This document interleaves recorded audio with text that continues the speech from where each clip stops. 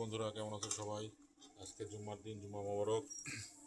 জুম্মা মোবারক সবাইকে। তাদের স্বপ্ন আজকে চুলা লিপছি, সিমেন্টের চুলা ফাটে যাচ্ছিল না।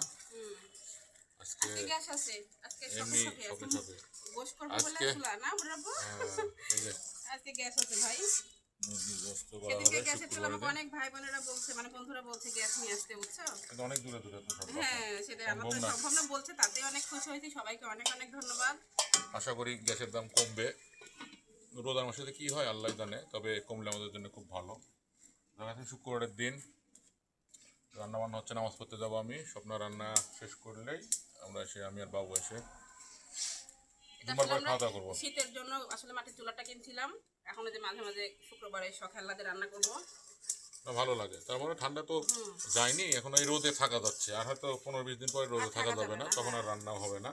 উপরে একটা কিছু করে নিব, ওই যে উপরে আম গাছ আছে, তো সমস্যা হয় না ততটা। যাই একটু শেয়ার করলাম বন্ধুরা, সবাইকে জুম্মা মোবারক। সুন্দর করে এদিকে যে মুরগির মাংসটা একদম অনেকক্ষণ হলো মাথায় রেখেছিলাম, তখন যাবে না তোমার গ্যাস। যাবে না, তো একটু শেয়ার করলাম বন্ধুরা।